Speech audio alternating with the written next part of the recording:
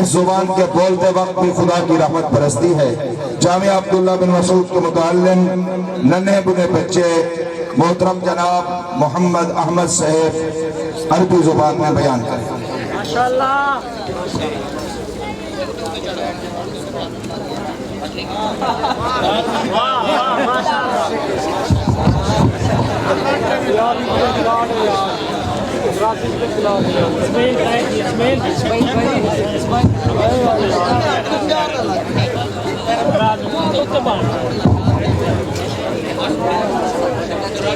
अस्सलामु अलैकुम व रहमतुल्लाहि व बरकातुहू। नहमदुहू व नसल्ली अला रसूलिहिल करीम।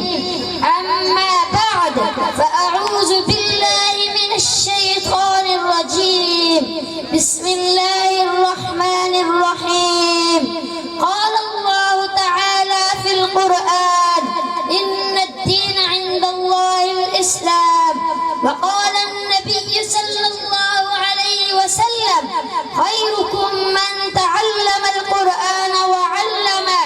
इस्मी मुहम्मद अहमद व अना अतअल्लमु फ़िद-दरजतिल ऊला।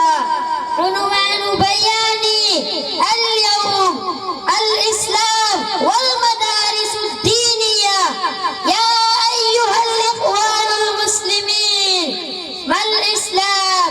الإسلام هو قانون كامل لحياة الإنسانية، هو أسوة كاملة للحياة، وحاصل أن فيها ليس للإنسان من كل شعبة أحكامات الحياة فقط، بل فيها أسوة العبودية تامة من المعلم إلى المتعلم، ومن المولى إلى العبد، ومن الرئيس إلى الفقير، وفيها المهاجر والأنصار والدكتور والصانع الغرز.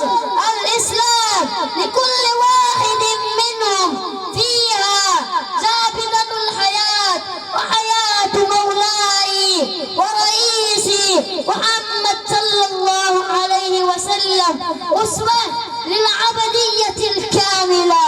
قال الله تعالى: يا أيها الذين آمنوا ادخلوا في السلم كافة، يعني طعامكم وشرابكم ونومكم ويقظكم وجلوسكم وقيامكم وعاداتكم وعقودكم، كذلك صلاتكم وصيامكم وحجكم وإنفاق في سبيل الله. الغرض كل حياتكم على حسب أحكامات الإسلامية وعلى حسب سنة محمد صلى الله عليه وسلم.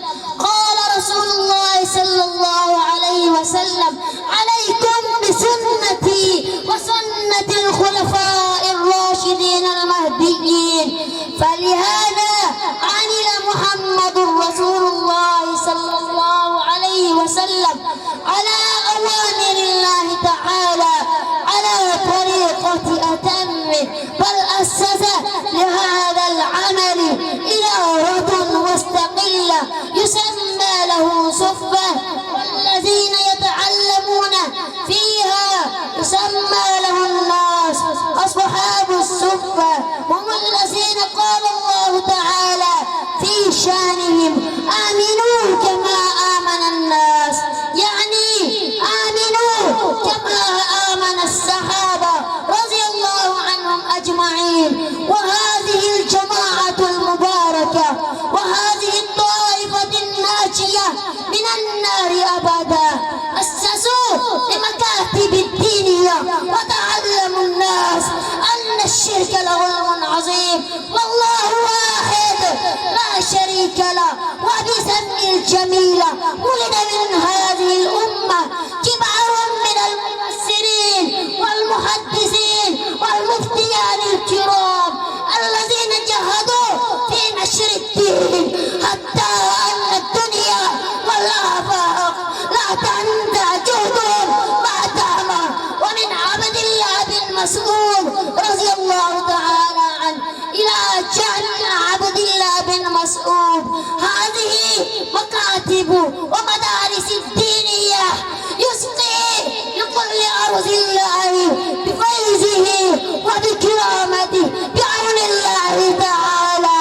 وهذه المكاتب يعلمون الناس مع العبادات إصلاح المعاشرة، ويعلمون فلاح الدين والدنيا بغير أجرة مال، هذا بتوفيق الله تعالى.